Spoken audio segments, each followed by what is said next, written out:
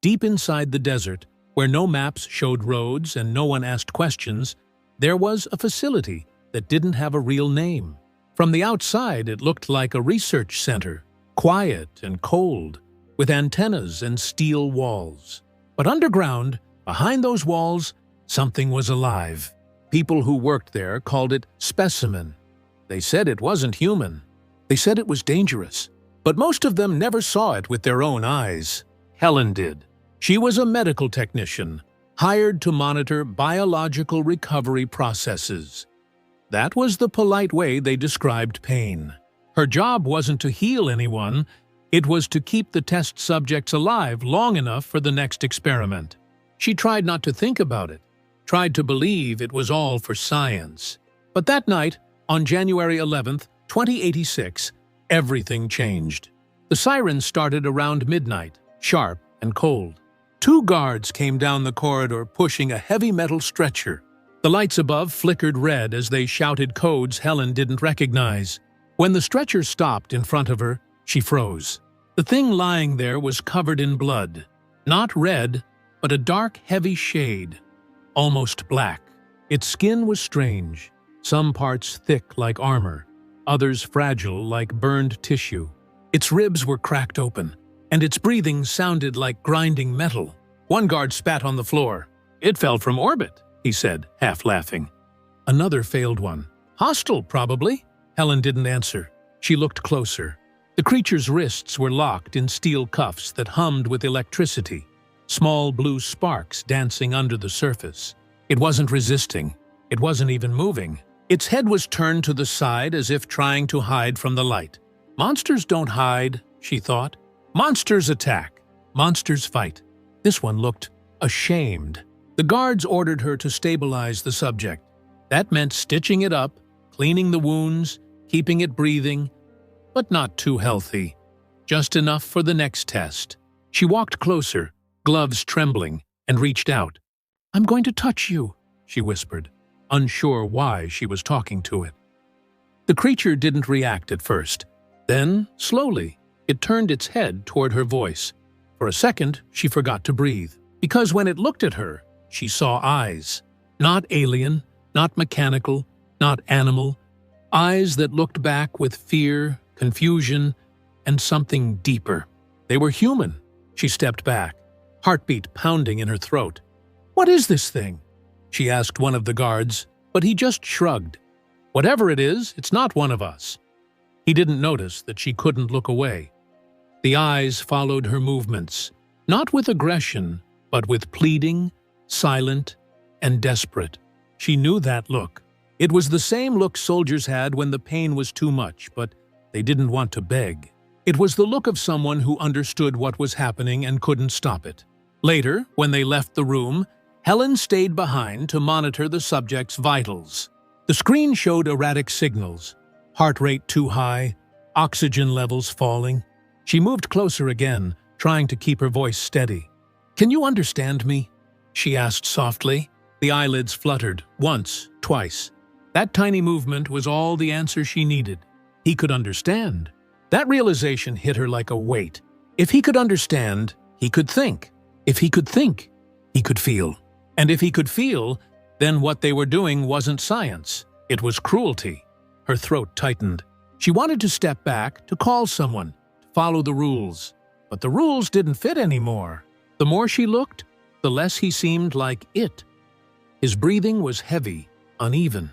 He was trying to stay conscious, trying not to show fear. Helen knew that effort. She had seen it in dying patients who still clung to life. The difference was, this one wasn't allowed to die. Machines around the room beeped, measuring his blood chemistry, scanning his muscles, recording data. To them, he was just numbers on a screen. To Helen, he was suddenly a person. The kind of person the world wasn't supposed to see. She reached for a towel and cleaned the blood near his mouth. His lips moved, just a little, forming shapes without sound. She leaned closer, and for the first time, heard him whisper. It was just one word. Cold. Her hands froze. The voice was rough and broken, like someone who hadn't spoken in years. But the meaning was clear. He felt cold. He felt pain. He felt that was enough. Helen pulled a thermal blanket from the wall and covered him, even though she knew it might get her in trouble. Small acts like that didn't go unnoticed. Cameras recorded everything, but in that moment, she didn't care. The light above flickered again, and for a heartbeat, the room looked human. Her shadow bent over his, her hand on his arm, his chest rising and falling under the blanket. For a second, it didn't look like a lab. It looked like mercy. Then the light steadied. The spell broke. Helen stepped back, pretending to adjust the monitors. The guards would come soon, and she needed to act normal. But inside her, something had already shifted. She had seen what no one else wanted to see. The monster they had locked up, the creature everyone feared, had eyes that could belong to anyone. And in those eyes, she didn't see hatred. She saw a question, a silent, painful question that would haunt her long after she left that room. Why am I here? Helen couldn't stop thinking about those eyes. All night, even after she left the lab, she kept seeing them whenever she closed her own. She tried to sleep in her small dorm room near the facility, but the silence there was worse than the noise. The building always hummed faintly, like it was alive. Pipes under the floor, ventilation in the walls, machines breathing. And under that noise, in her memory, she kept hearing his voice. One single word. Cold. She had heard pain before. She had worked with wounded soldiers and burn victims during the border conflicts. Pain was sharp, loud, ugly. But the way he said that word wasn't just pain, it was sadness. That kind of sadness that doesn't scream. It stays quiet because screaming never helped before. By dawn, she was still awake. The next shift started at 6, and when she returned to the medical bay, the smell of disinfectant hit her. The others were already working, laughing even, like it was a normal day. For them, it was. They didn't care what lay behind the reinforced glass in room 7. They saw a job. She saw a being who had looked back. The guards joked as they passed, calling him the Project. They didn't even use pronouns. Just it. Helen went straight to the console and looked at his vitals. Still alive. Barely. His body had been sedated overnight, but the pulse was strong. Steady in a way that didn't make sense for something that injured. They said he regenerated, that his tissue repaired itself automatically. That sounded like a miracle, but in truth, it was a curse. It meant he could never die, even when he wanted to. When Helen entered the room again, he was awake. No screaming, no struggle, just breathing, slow, heavy, careful. His eyes were open, staring at the ceiling. The bright surgical light made them shine, and she saw clearly now, deep brown with faint gold lines near the iris. Human eyes, tired but alive. He turned his head slightly when she came closer. The chain around his wrist rattled softly, not from force, but from the effort to move. "Do you know where you are?" she asked quietly. He didn't answer with words, just blinked once, slow. She wondered if he even remembered his own name. Maybe he never had one. She thought about the notes she had read before. Test numbers, experiment codes, failure reports. Not once did anyone call him he, only it or asset. She took a step closer and checked the wounds. They were already closing, pink and raw but healing. The skin underneath was strange, thicker than normal, like layers overlapping. She couldn't tell if that was natural or something the scientists had done to him. The line between human and creation blurred here. For a moment, she just stood there, staring, and then she said softly, "I know you can hear me." His gaze shifted to her. It wasn't aggressive. It was alert, careful, like someone who had been punished for looking at people too long. "I want to help you," she whispered, not even sure why. Maybe it was the way his fingers twitched against the restraints.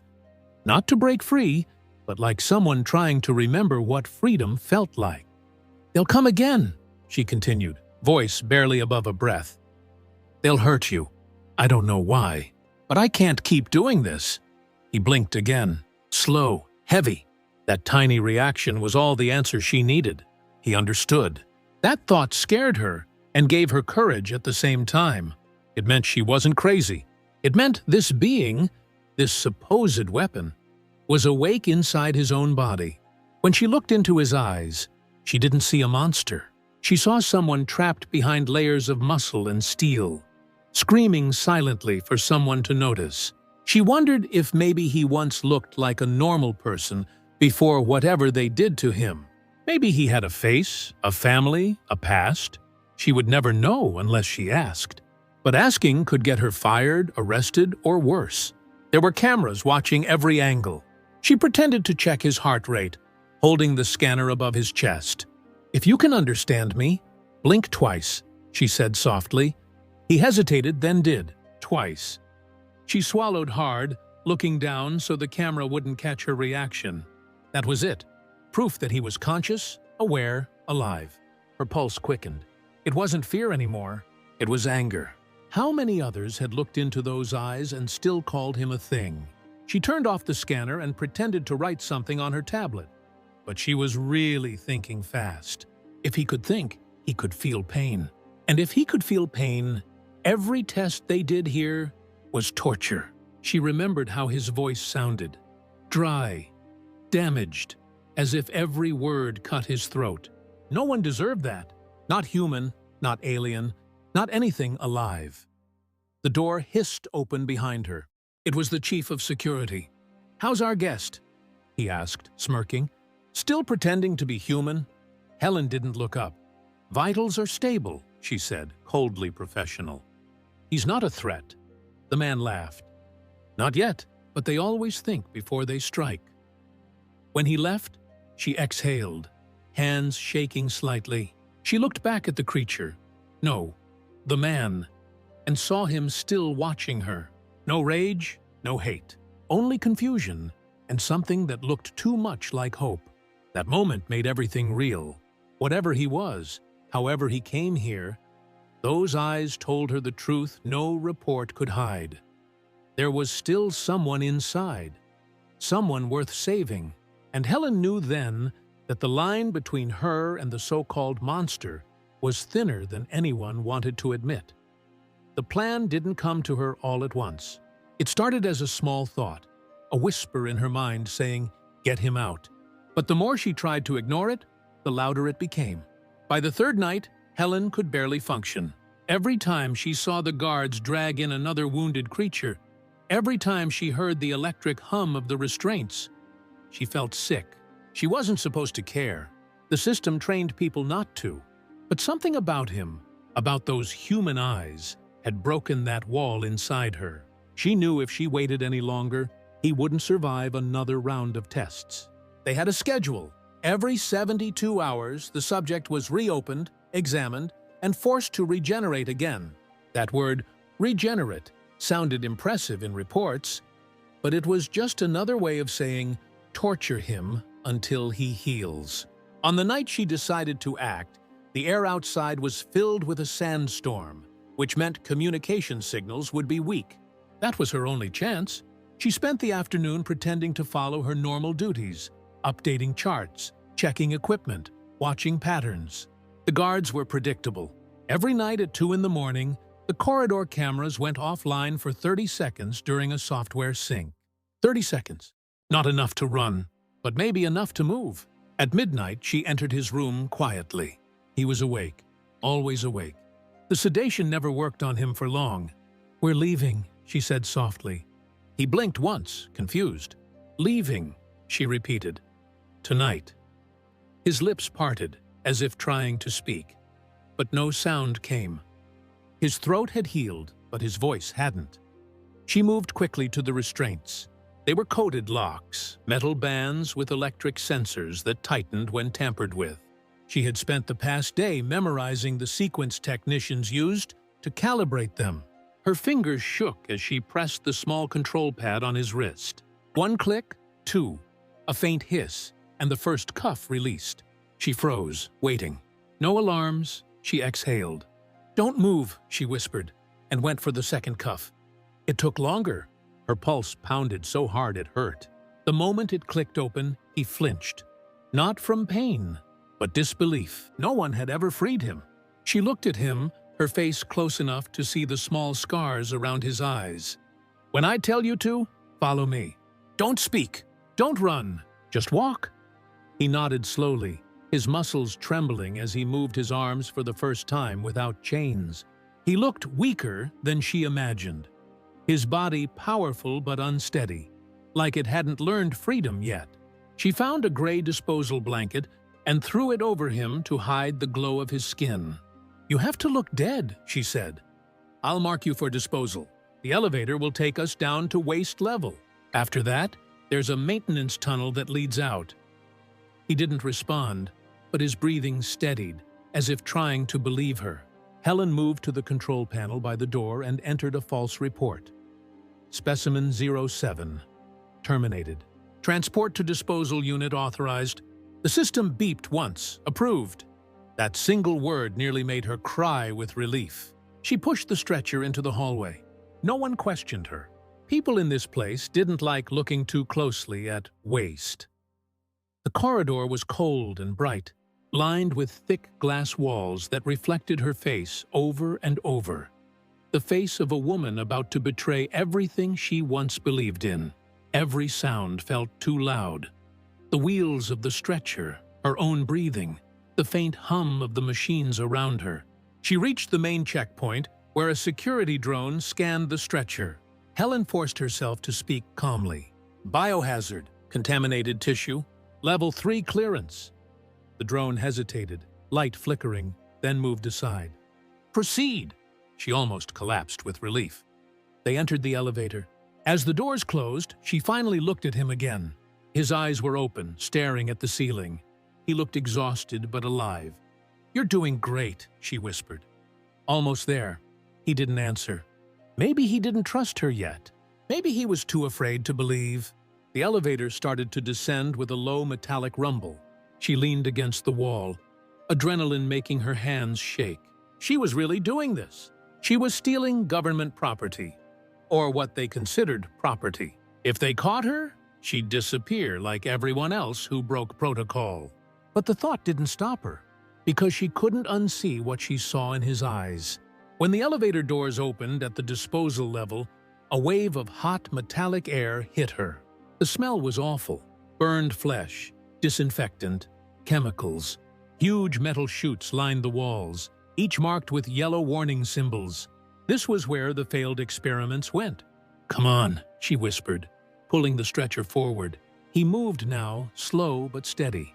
Every step sounded like thunder in her chest. Then a voice came from behind. "Helen?" She froze. It was the head of security, standing at the far end of the corridor, his flashlight cutting through the dim light. "What are you doing down here?" She turned, heart racing. "Disposal order," she said quickly, trying to sound bored. "Specimen 07. Terminated during procedure." He frowned. "Terminated? That's impossible. He can't die." Helen's mouth went dry. "Then come check," she said. Her voice cracked, but her eyes didn't. "Open the bag yourself if you want contamination on your record." He hesitated. Even the bravest people here feared contamination. The rumors of biological exposure were enough to keep anyone back. The man wrinkled his nose and waved his hand. "Fine, take it out. Then report back to me." He walked away, muttering. Helen turned back to the elevator, barely holding in her breath until his footsteps faded. She looked at the man on the stretcher. "We have one shot," she whispered.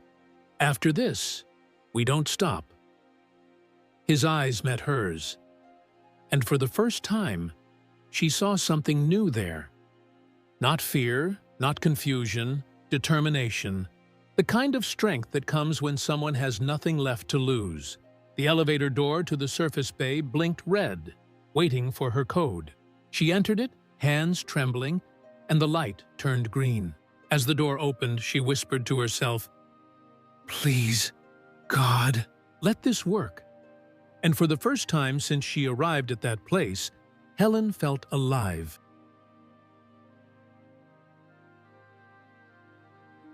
The elevator door opened into a corridor that smelled of dust and hot air. The walls were narrow and unfinished, filled with pipes and loose wires. This was the waste tunnel, the place no one ever checked. Helen pushed the stretcher forward, her heartbeat loud in her ears. The man was awake now, his eyes watching everything.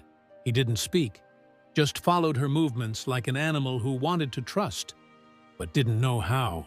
The air was heavy, and every sound echoed. The wheels scraping, the hiss of old machinery, her quick breathing. Ahead, a sign read Ventilation Sector B, but she knew it was more than that. She had studied the schematics weeks ago during maintenance duty. The vents in that section led to an external shaft that reached the surface. It wasn't designed for people, only for airflow, but right now it was their only hope. When they reached the end of the corridor, she stopped. "We have to walk from here," she whispered. He sat up slowly, his body trembling from exhaustion. The light caught the marks on his skin. Scars layered over scars, some new, some years old. His muscles looked strong, but his movements were uncertain, like someone learning how to move again after being locked for too long. "Can you walk?" she asked. He nodded once. "Good, stay quiet. Don't touch the walls. They're hot." He obeyed instantly, like someone used to following orders. That obedience made her chest hurt. Whoever had created him hadn't just changed his body. They had broken his will.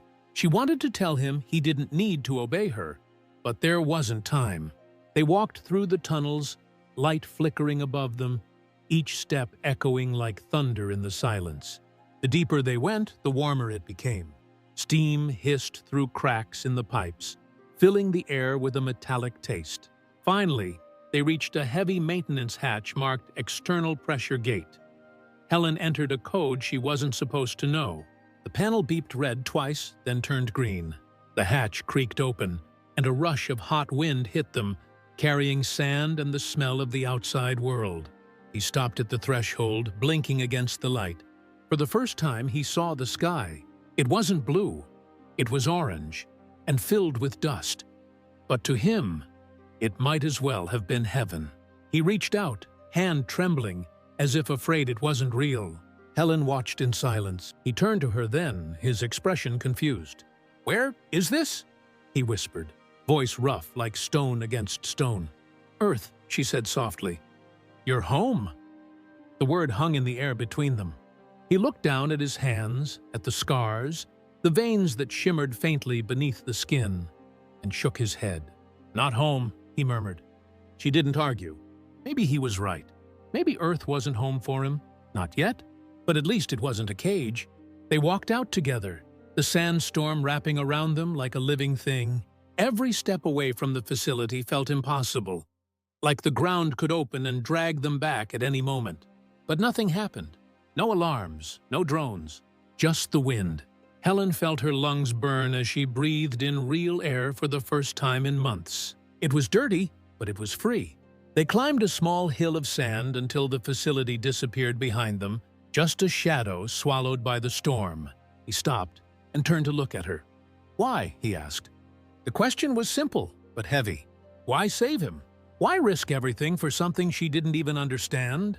She didn't know how to answer. "Because you looked at me," she said finally. He frowned, not understanding. She pointed to his eyes. "They made you look like a monster, but your eyes told the truth. You're alive." He looked away, as if ashamed.